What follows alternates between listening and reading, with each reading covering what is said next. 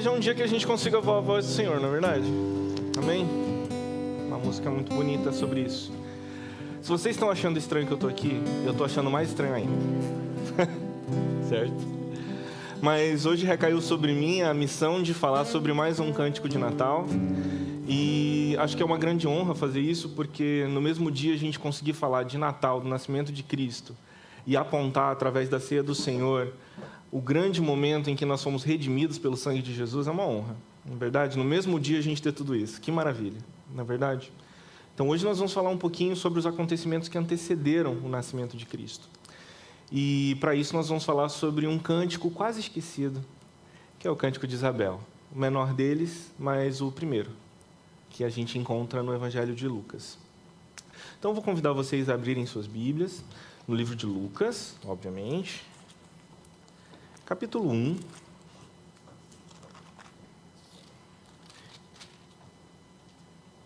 E nós vamos para o versículo 39, nós vamos ler até o 45. E aí nós vamos passear um pouquinho pela Bíblia, eu acho. Tá bom? O texto diz o seguinte, Lucas 1, 39. Naqueles dias, dispondo-se Maria, foi apressadamente à região montanhosa, a uma cidade de Judá. Entrou na casa de Zacarias e saudou Isabel. Ouvindo esta saudação de Maria, a criança lhe estremeceu no ventre, então Isabel ficou possuída pelo Espírito Santo e exclamou em alta voz: Bendita és tu entre as mulheres e bendito o fruto do teu ventre. E de onde me provém que me venha visitar a mãe do meu Senhor? Pois logo que me chegou aos ouvidos a voz da tua saudação, a criança estremeceu de alegria dentro de mim. Bem-aventurada a que creu, porque serão cumpridas as palavras que lhe foram ditas da parte do Senhor. Amém? Vamos orar? Pai amado, nós estamos na tua presença, Senhor, com o texto aberto, o texto da história que antecedeu o nascimento do nosso Senhor Jesus Cristo. E nós queremos te louvar pela tua palavra e pedir, Senhor, que apesar das minhas limitações, o poder do teu Espírito Santo se manifeste, testificando no coração de cada um, Senhor, sobre as verdades contidas nesse texto e sobre a maravilhosa redenção que tu proveste a nós. Faz assim, Senhor, tocando os corações da maneira como aprouver a ti, Senhor. É o que nós pedimos no nome de Jesus.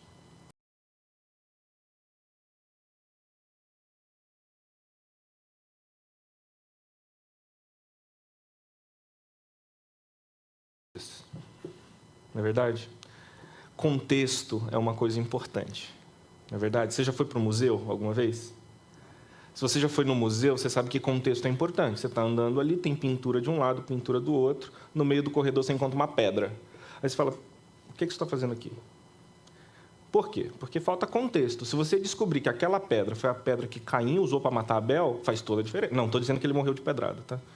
Os pastores fiquem calmos, não é isso que eu estou dizendo.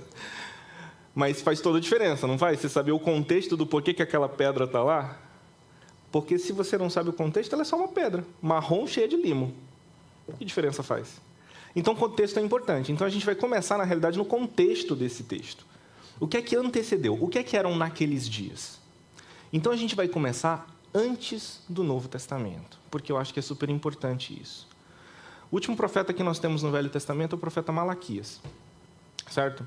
Se você tem sua Bíblia, passar algumas páginas ali para frente, você vai chegar nos últimos versículos de Malaquias. Malaquias deve ter morrido por volta do ano 450, 400 a.C. E depois que Malaquias morreu, durante 400 anos aproximadamente, houve silêncio, entre aspas, divino. O povo de Israel não tinha profeta, não havia profecia, não havia aparição de anjos, não havia relato de milagre. 400 anos. A gente está falando de 20 gerações. E a gente reclama quando Deus não fala com a gente durante uma semana, né? A gente acha que ele está em silêncio, né? Foram 400 anos de período intertestamentário. Certo? E engraçado que Deus, ele não só é onipresente, onisciente, onipotente, mas ele merecia um prêmio Pulitzer de literatura, porque ele é um excelente escritor. Quer ver? Abre Malaquias, o último capítulo de Malaquias. Veja se isso não é uma excelente introdução de uma história, como se um capítulo terminasse e aí vem a parte 2 daquele filme que você está assistindo, sabe? Vamos lá, Malaquias 4.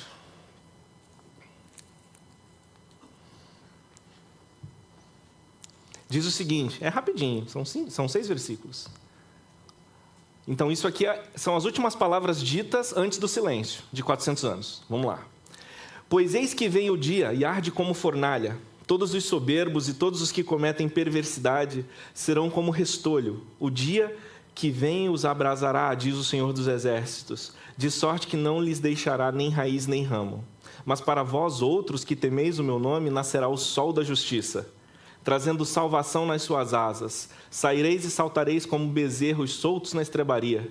Pisareis os perversos, porque se farão cinzas debaixo das plantas de vossos pés, naquele dia que preparei, diz o Senhor dos Exércitos. Lembrai-vos da lei de Moisés, meu servo, a qual lhes prescrevi em Horebe para todo Israel, a saber, estatutos e juízos.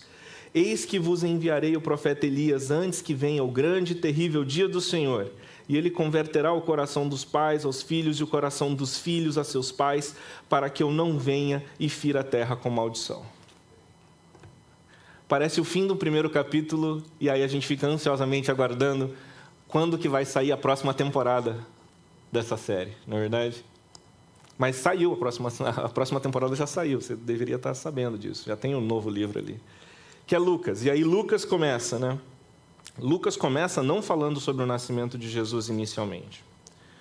Lucas começa falando de um outro casal, e esse casal é Zacarias e Isabel, aquela do Cântico de Isabel, que nós vamos ver daqui a pouco, certo?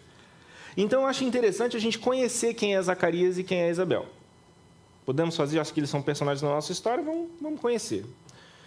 Bom, diz o seguinte, o texto lá em Lucas 1, capítulo 1 e versículo 5. Nos dias de Herodes, rei da Judéia, havia um sacerdote chamado Zacarias, do turno de Abias. Sua mulher era uma das filhas de Arão e se chamava Isabel. Filhas de Arão, ela está falando que é descendência de Arão, beleza? E esse é só o versículo 5, então nós já temos um belo contraste aqui.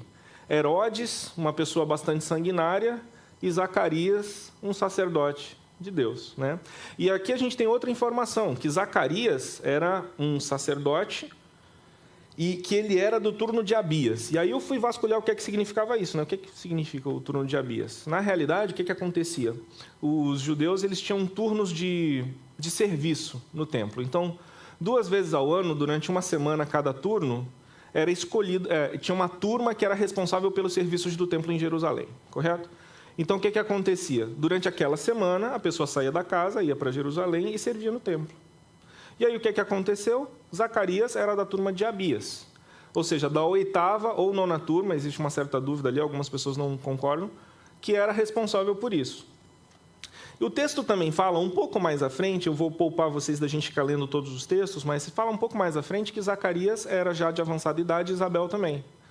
Isso coloca Zacarias e Isabel mais ou menos entre 70 e 80 anos de idade, certo?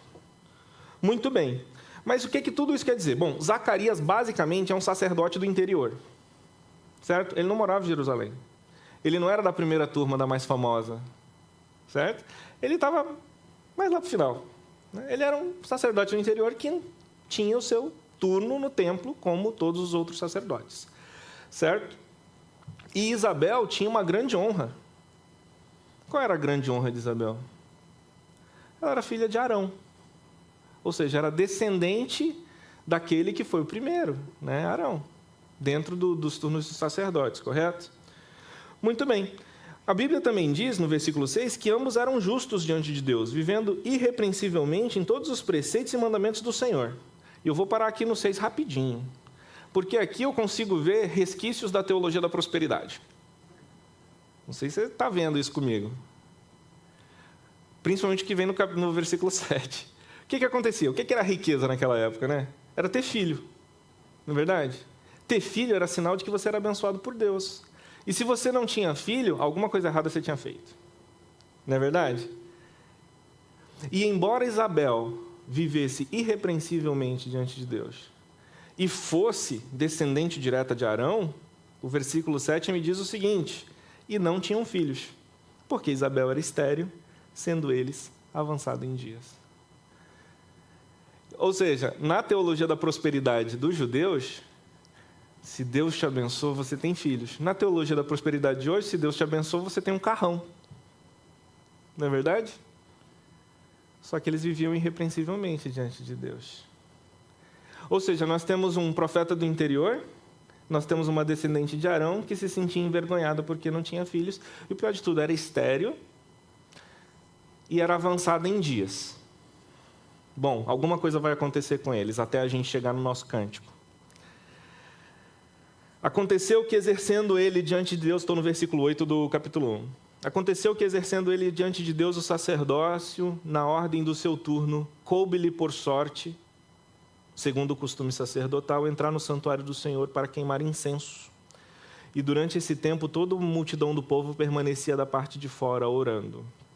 Agora eu preciso explicar o que está acontecendo, porque nem todo mundo sabe, né?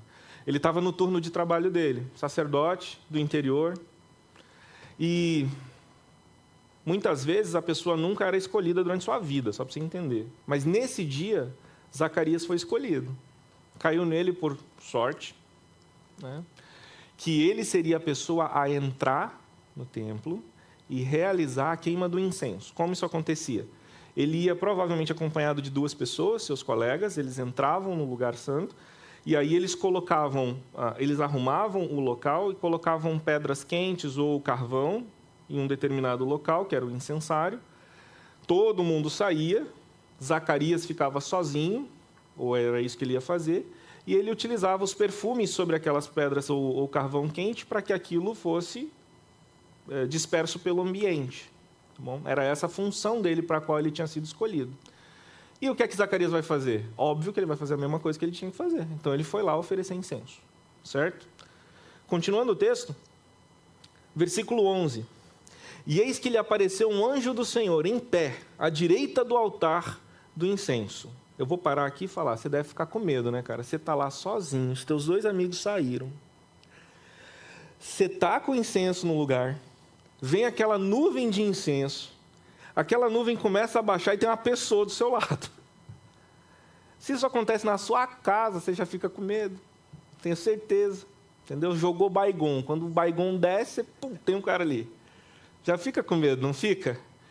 Agora imagina você ver isso aqui. À direita do altar. Vendo Zacarias, perturbou-se, claro, né? E apoderou-se dele o temor. Disse-lhe, porém, o anjo: Zacarias, não temas, porque tua oração foi ouvida. Isabel, tua mulher, te dará à luz a um filho, a quem darás o nome de João. Em ti haverá prazer e alegria, e muitos se regozijarão com o teu nome. Ele será grande diante do Senhor, não beberá vinho nem bebida forte, será cheio do Espírito Santo, já do ventre materno. E converterá muitos dos filhos de Israel ao Senhor seu Deus, e irá diante do Senhor no espírito e poder de Elias, para converter o coração dos pais aos filhos, converter os desobedientes à prudência dos justos e habilitar para o Senhor um povo preparado. Parece muito com Malaquias, né?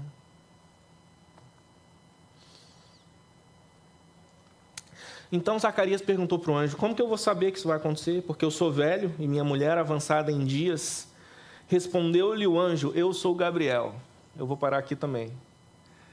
Aparece um homem no meio do local do incensário. Ele é um anjo e ele é um anjo Gabriel. E para quem está afeito às leituras do livro de Daniel, sabe que esse Gabriel é o mesmo que aparece a Daniel. E a descrição de Daniel é uma descrição pesada. Olhos vermelhos como fogo, voz como de trovão e rosto brilhante.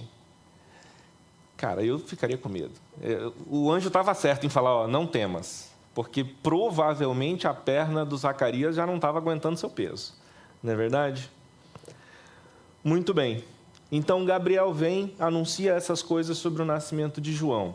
E é engraçado que quando o anjo Gabriel fala para Zacarias que ele seria pai, ele começa falando assim, cadê o texto? Vendo Zacarias turbou-se, disse-lhe, porém, o anjo: Zacarias, não temas, porque tua oração foi ouvida. Que oração? Imagina Zacarias com 80 anos de idade, Isabel ali também por perto. Certamente Isabel muitas vezes orou a Deus pedindo um filho, mas eu imagino que aos 80 anos essas orações já tinham cessado há algum tempo. Provavelmente perto dos 40 anos. Não é verdade? Já passou. A vergonha de Isabel já existe. Agora ela só está esperando o próximo grande evento da vida, que é o encontro com Deus.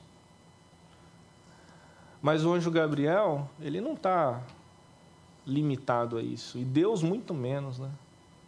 As orações foram ouvidas. Aquelas que você fazia lá com 40 anos. E que você deixou de fazer. E você vai ser mãe. E você vai ser pai, Zacarias. E essa introdução ela é importante para a gente chegar no Cântico de Isabel pelo seguinte: no Natal a gente lembra muito bem do nascimento de Cristo, não é verdade? E claro que tem que lembrar, porque o Natal é o nascimento de Cristo. Mas a gente esquece o que antecedeu tudo isso. Esquece outros milagres maravilhosos que aconteceram antes disso. Depois de 400 anos que ninguém ouvia falar de Deus, assim diretamente, ou através de um profeta, um anjo resolve aparecer a um sacerdote do interior, já idoso, para dizer que essa pessoa teria um filho. Isso é um milagre. Certo? E agora nós podemos ir para o nosso texto. Vamos para o nosso texto? Agora sim, Lucas, capítulo 1, versículo 39. Naqueles dias, dispondo-se Maria, foi apressadamente à região montanhosa, a uma cidade de Judá, entrou na casa de Zacarias, esse que estava mudo. O pastor contou essa história semana passada. Estava mudo. E saudou Isabel. Primeira coisa que eu vejo no texto do versículo 39 e 40 é que Maria, após receber a revelação pelo anjo de que ela seria mãe, ela deixou o local onde ela estava e ela foi para a casa de Isabel. E talvez o contexto de Maria também seja importante para a gente, né? A gente tem uma menina, Maria, uma mulher, devia ter entre 14 e 16 anos, que descobre que vai ser mãe e ela não é casada. Na cultura judaica, isso não é uma coisa muito boa. Não é verdade? Na cultura brasileira, isso não é uma coisa muito boa. Não é verdade? Mas sabe o que ela faz? Ela levanta, ela fala: eu sei de um lugar onde eu tenho suporte. E ela procura Isabel. Uma senhora que é avançada em dias, já tem um pouco mais de experiência, um pouco mais de bagagem, e que Maria sabia que não seria julgada ou seria desprezada, como seria pela sociedade em geral. Então, a primeira coisa que me chama a atenção é que Maria busca um local onde ela possa ter esse suporte, e ela encontra esse suporte naqueles que viviam retamente diante de Deus, Zacarias e Isabel. Então, a dúvida é: estamos vivendo retamente diante de Deus? Se estamos, que maravilha. Somos suporte para aqueles que precisam? Se a gente vive sozinho, a gente não é suporte para ninguém, gente, certo? Agora, se a gente vive em comunidade, a gente tem a oportunidade de ser suporte. Assim como Isabel era essa referência de suporte para Maria. Era sua parente, mas ela sabia que, entrando na casa de Isabel, ela teria acolhimento. Bom, ouvindo a saudação de Maria, isso está no versículo 41, a criança estremeceu no ventre, e Isabel ficou possuída pelo Espírito. Essa expressão aqui pode ser mudada para alguns outros termos, é porque possuída, às vezes o pessoal acha meio estranho, né? Possuída pelo Espírito Santo. E exclamou em alta voz: bendita és tu entre as mulheres, e bendito o fruto do teu ventre. E de onde me provém que me venha visitar a mãe do meu Senhor? Pois logo que me chegou aos ouvidos a voz da tua saudação, a criança estremeceu de alegria dentro de mim. Bem-aventurada que creu, porque serão cumpridas as palavras que lhe foram ditas da parte do Senhor. E aqui tem o primeiro ponto importantíssimo que eu queria que a gente visse no texto, a partir do 41. E por isso a introdução tão longa em relação a quem é Zacarias e Isabel. Zacarias recebeu a mensagem de um anjo diretamente. Isabel, avançada em dias e estéril, recebe a notícia que vai ser mãe. E nessa época aqui, Isabel já tinha barriguinha. E quando Maria entra e saúda Isabel, pelo texto nós percebemos que Isabel não fala uma vez sobre o seu milagre. Isabel tinha todo o direito de estar super feliz porque estava grávida e ia ter um filho. A vergonha dela acabou de não ter filho. E não só um filho que veio com a anunciação de anjos, certo? E um filho que veio na sua avançada idade e na situação dela ser estéril. Cara, é um milagre. Mas Maria chega. E quando Maria chega, isso perde valor. Percebeu? E eu quero aplicar isso aqui na sua vida. Querido, quando Jesus entra na sua casa, o seu milagre deixa de importar. O que importa é Jesus. Porque Ele é o seu milagre. Certo? O filho é um filho. Veio por anjos, maravilha. Eu sou estéril, agora estou grávida. Eu estou super feliz. Mas quando Jesus entra, Ele é o centro. Não é ninguém mais. Não é meu filho. Não sou eu, não é o milagre. É Jesus. E ela diz por quê. Ela diz o porquê aqui, no versículo 43. De onde me vem esse prazer de que me venha visitar a mãe do meu Senhor? Quando ela diz isso, ela está falando o porquê que o foco é Jesus. Ele é o Senhor. E se Ele é o Senhor, tudo é para Ele. Inclusive a gestação de Isabel. Ou seja, o milagre de Isabel só faz sentido por causa de Jesus. Porque se João Batista é aquele que vem preparar o caminho, e é João Batista que está no ventre de Isabel, ele está preparando o caminho para quê? Se Jesus não existe. Entendeu? Então, nesse contexto, tudo o que é relativo a João Batista é legal, é maravilhoso, é milagroso. Mas o foco é Cristo. E eu queria que na sua vida isso também fosse verdade. Os seus pequenos milagres diários, aqueles que você recebe de Deus, eles só fazem sentido com Cristo, irmão. Sem Cristo não faz sentido. É simplesmente uma coisa muito legal que aconteceu. Mas com Cristo é a comprovação da provisão divina na sua vida. Viu como muda? Mas o texto não para aí. Nós temos algumas coisas muito importantes para ver ainda. Uma implícita e outra bem explícita.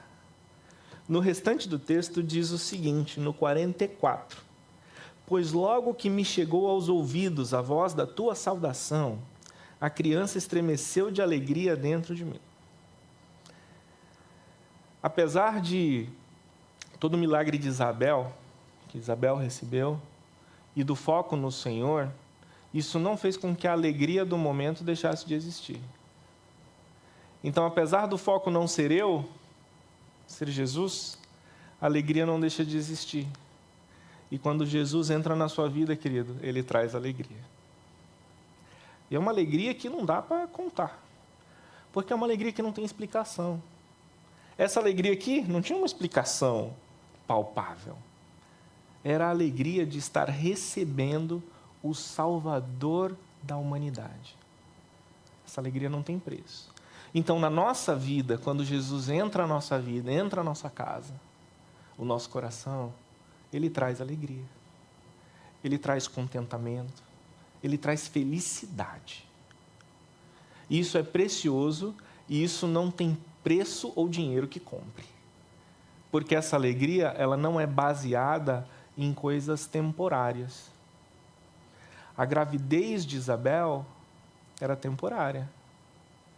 Ia durar o tempo da gravidez. A gente pode discutir tempo de gravidez num outro momento, mas como aqui não é obstetrícia, o tempo certo iria durar. E essa gravidez ia deixar de existir, porque o bebê ia nascer. E a vida do bebê ia continuar. Mas um dia esse bebê ia se transformar num adulto e ele ia morrer. Como foi isso que aconteceu? Não foi? Para quem conhece a história sabe. Então, apesar dessas grandes vitórias temporárias, a alegria que adentra a nossa vida com a chegada de Cristo, ela é permanente. Ela vai do momento em que nós conhecemos a Cristo até o momento em que nós nos encontramos com Ele. Porque eu acredito que essa alegria, inclusive, será multiplicada quando nós nos encontrarmos com Ele. E existe uma última coisa que eu queria mostrar para vocês no texto, que essa, sim, é uma coisa bastante explícita, que está no último versículo desse cântico. Bem-aventurada a que creu, porque serão cumpridas as palavras que lhe foram ditas da parte do Senhor. Feliz a que creu, porque serão cumpridas as palavras que lhe foram ditas da parte do Senhor. Isso não somente é uma saudação ou uma bem-aventurança que Isabel está falando para Maria, porque nela seria cumprido aquilo que o anjo lhe disse, de gerar um filho de forma milagrosa e virginal, e que a partir daí o Salvador do mundo adentraria este mundo. Mas isso também pode se referir a nós. Quando nós cremos nas palavras que foram ditas, não somente nas palavras do anjo Gabriel, mas nas palavras das Escrituras que nós temos, graças ao Senhor, traduzidas para o português. A Bíblia. Será que nós somos bem-aventurados porque cremos? Eu espero que sim. E essa é a aplicação do texto, é bem direta mesmo. Bem-aventurados aqueles que creem, porque as palavras desse livro vão ser cumpridas. E a gente sabe como termina esse livro. A gente sabe como o Senhor Jesus Cristo há de voltar, julgar e nos levar para junto dele. Então, a mesma bem-aventurança que recai sobre Maria naquele momento, recai sobre aqueles que creem. Porque sabemos que serão cumpridas as palavras. Apesar de ser acredito que o menor dos cânticos, ou pelo menos dos relatos dos cânticos aqui, a bem-aventurança de Isabel, a beatitude de Isabel traz informações importantes sobre a nossa vida cristã. E eu vou relembrar com vocês os 3 pontos que eu acho importantes nessa mensagem. O primeiro, não importa os meus milagres pequenos. Jesus importa. Não importa se eu estou grávida por causa de uma intervenção divina direta na minha vida. Jesus importa. Então, as outras coisas perdem seu valor frente ao Cristo. A segunda coisa, quando esse Cristo entra na minha casa, entra na minha vida, ele traz alegria. E essa alegria é uma alegria perene e palpável. E a terceira coisa, nós somos muito alegres se nós cremos, porque as palavras serão cumpridas na nossa vida. Agora,